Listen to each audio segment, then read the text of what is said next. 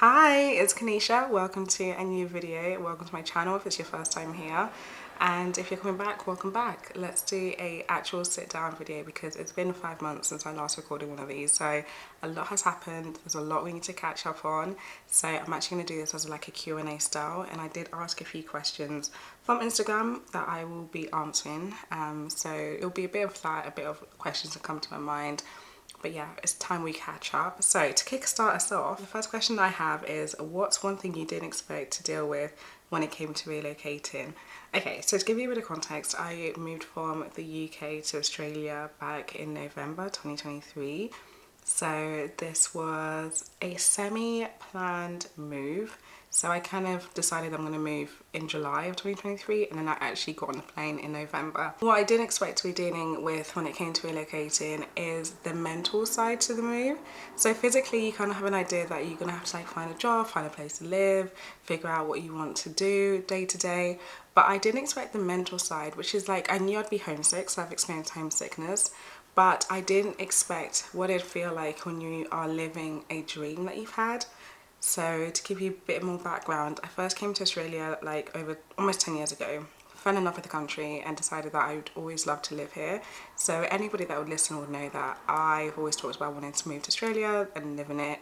And so when it came to actually moving out here and now living here, it's a bit of an interesting experience to sort of tick off something from your dreams and then think, okay, so what do I do now? And not so much in the thing of like, what do I do next, but like, what do I do now? Now that I'm living in my dreams, what do I do? Especially when it might not be exactly what you thought of. So I'm in the foundation stages of living in a new country. So it's not exactly how I had the dream version of myself living in this country yet, because there's a lot of things that I need to build, a lot of things that I need to get my money up, you know, settle in a bit more, because it's only been, what, the first 4 months.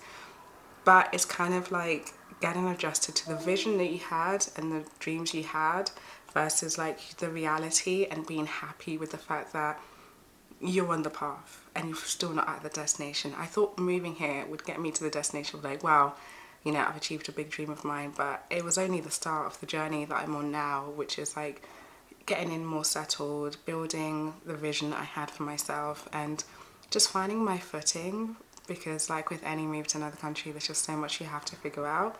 So I think that's the biggest thing that I didn't expect, was the mental side of dealing with like living a dream that you've had for such a long time and it not being fully what you expected, but understanding that it was just the start of the journey that you're going to be embarking on. Like, I'm still on this journey and it will at some point reach the vision I had. So another question is, looking back, is there anything you wish you did during the prep for the relocation?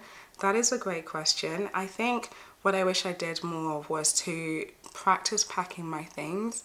So I came with like two 23 kg bags plus my hand luggage, and I actually did overpack. There's a lot of things that I brought with me that I haven't worn yet, or I just don't gravitate towards. So I kind of wish I was a bit more like actually serious about what it is that I want to take with me, and prepare that so that I'd carry way less stuff, because you know, I didn't move to the middle of nowhere. There are shops here, so obviously I've done shopping in the meantime, but I just, yeah, I look at my wardrobe now and just think there's so many things that I just don't wear as often as I could have, for the fact that I've carried it to the other side of the world. Next question is, do you miss home, or do you ever think of going back home?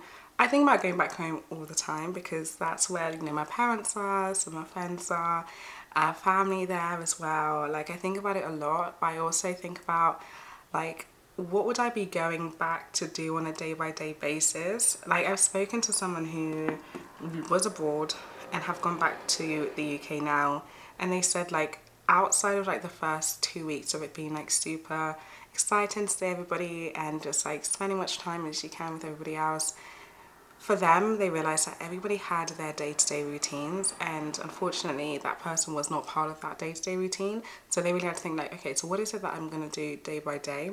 And for the time being, if I went back to the UK, I actually just don't know what I'd be doing day by day.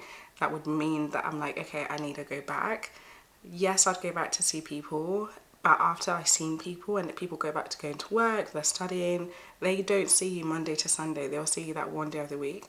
I'd have to ask myself, what now? What am I going to do now? And so for the time being, in terms of living in the UK, I don't see myself there this year. Maybe a little bit next year, I don't know. But for now, I'm going to stick it out to being here, to settling in a bit more and just building my own day-to-day. But of course I'm always FaceTiming people and calling just so that I can catch up with them, see what they're up to.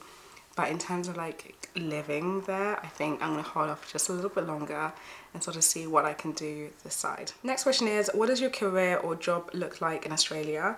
So I am a recruitment and marketing officer. I started this role just over a month ago.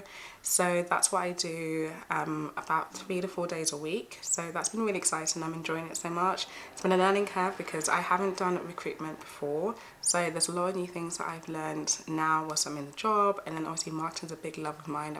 That's kind of been my professional background, is in marketing. So it's been so nice to get back into that and to really take on responsibility for working on the marketing. So I'm enjoying that. That's what my day-to-day is like. Before getting this job, it was a struggle to find jobs. So where I'm based now is outside of Sydney. So originally I was looking for places in Sydney because I thought I'd live in Sydney. So when it came to job hunting, I was sending in so many applications, but barely hearing back from any of them. And even when I was looking for casual work, whether it's like working in a cafe or hospitality, I tend to find that you needed to be in Sydney in case they called you over for like a trial shift or they wanted to interview like the day after. But because I'm like 2 hours away by train, that turnaround was just like way too quick to be able to find something even as a casual job. So I did not have luck at all when it came to job hunting in Sydney. And I think the time of year that it is actually quite a hard time to find work in Australia at the moment, mainly because like a lot of students have started the new academic year, so they're also in the job market. A lot of people are relocating to Australia. Like, it's not as straightforward as I thought it would be when it came to looking for jobs, and it's something to bear in mind before you move out here, that just make sure you've got enough financial cushioning for the months that you don't have work, in case it's not as straightforward to get in employment. But yeah, that's something that I've learned now that I've been here that I didn't know before making the move, and something to keep in mind if that's what you're thinking of doing as well. What's been a hobby and interest that you've been enjoying lately? So at the moment I have fallen back in love with reading. So reading in 2023 was something that I did not do often. Here and there I'd just read, but not to the level that I've read so far in the last like 2-3 months ish. So January was a really strong month for me when it came to reading. I think I did about 7 books. I put the titles here, and then last month in March I read 4 books, and at the moment I'm currently reading a new book right now. So I'm slowly getting back into my love of reading again. And one thing that I noticed was, like, here's a little tip if you want to read more, is that just try to carry your book everywhere with you. So I read using a Kindle, so that's so much easier to just like pack into all my bags. It actually fits in my pocket, so I just carry it wherever I can, and if I have 10 minutes I'll just read that few pages that I can in that time. But one thing to keep in mind is that there's just times where you just don't have enough hours in the day to read, and don't be hard on yourself about that. When I was reading 7 books, it was at a time that I was unemployed. When I was reading 4 books and now I'm reading way less, it's because I'm working. So I actually don't have the spare time that I used to have to read as much. So keep that in mind when it comes to like your reading goals. It's like, think about your actual day-to-day schedule. Does it fit in? And if it doesn't, that's okay. Just adapt your goal. Maybe instead of like wanting to read 5 books, you read 2. That's okay. It's not a competition. It's just enjoying the experience of reading. Another thing that I've started doing again is crocheting. So I'm currently making a top. It's been a bit of a journey making this top because I've done the approach where you go lengthwise on the top. This is what I've done so far. I'm actually really proud of this. Beautiful pink colour which goes with my nails, so I think that's why I end up gravitating towards this colour in the shops. But yeah, I've done 2 rows so far, and like I said, this just ends up being like a super long thing because the idea is for it to go around my waist, and then I just keep crocheting up to the top of the top really. So yeah, so this has taken me a while. I think this is going to be a few months of a project, or maybe like at least 2 more months, but it's going nicely. Here's a bit more detailing so you can see. But you see how it goes with my nails? It's just like identical. So I'm really excited to have this top.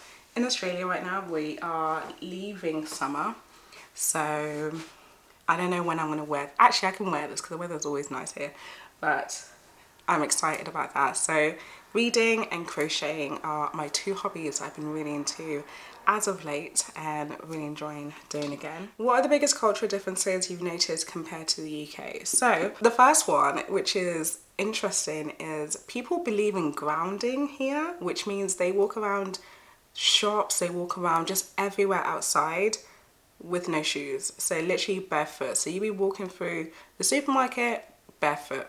You go to the cinema, people are barefoot. You walk through the shopping mall, people are barefoot. You're walking outside. I even went on a hike one time, the person was barefoot. So that's a really big thing. They love grounding, like they love just walking around with their toes out and no shoes. I don't think I'll do that anytime soon, but each to their own. Another cultural difference that I've noticed is I feel like when it comes to work-life balance, so in the UK, especially when it's like winter time or it gets dark earlier, the time that you leave to go for work, it's pitch black. The time that you come back from work, it's pitch black. Whereas here, because the days like it's brighter for longer, I tend to find that depends on where you are and what your routine is. Most people wake up so early, so like 6 a.m, 5 a.m, they're out and about. When I was staying in Sydney and Bondi, I went for a morning run at 6 a.m. and it felt like the whole of Sydney was up and running as well.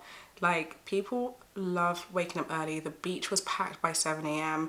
and it's just something that they like to incorporate into their day-to-day. So in terms of work-life balance, it feels way more doable this side compared to if I was in the UK, and people's attitudes just seems a little bit more laid back compared to being like in the UK. So there's a few things I've noticed that are a bit different. It's like work-life balance is actually more of a thing this side because there's just more things to do either in the morning or in the evening, and then, you know, barefooted in the supermarket. That's just been an interesting thing. But the longer that I'm here, I'll start to notice a few more cultural differences, but overall it is very similar to the UK, so it's not been like a huge shock factor. Okay, another question that I got is, how do you have the confidence to post content? My biggest thing is just to say, firstly, just post. Secondly, it is a roller coaster. Your favorite creators, your favorite musicians, your favorite artists, every single time before they post something that they've created, they also have doubts over who the heck wants to read, watch, listen, what they're about to post, but they do it anyway. And it ends up being your favorite album, it ends up being your favorite TV show, it ends up being your favorite movie. So one, start, and two, you are going to feel so silly when you're doing it or when you're talking about it to other people, but you need to do it anyway because other people need to enjoy the art that you're about to create, and it has to be put out into the world. My good friend Taliwa said the other day to me through her video was, you have to remember that whatever it is that you want to share, even if you think it's already been done before, it's not been done by you. So from her wise words, you need to keep that in mind when it comes to creating content. Thank you so much for watching today's video. I will keep posting some more, so definitely subscribe if you want to stay up to date how I get on being in Australia or just life in general. Like, we're all so multifaceted, so definitely want to show you more of the things I've been getting up to and into at the moment. So make sure you subscribe, and thanks for watching.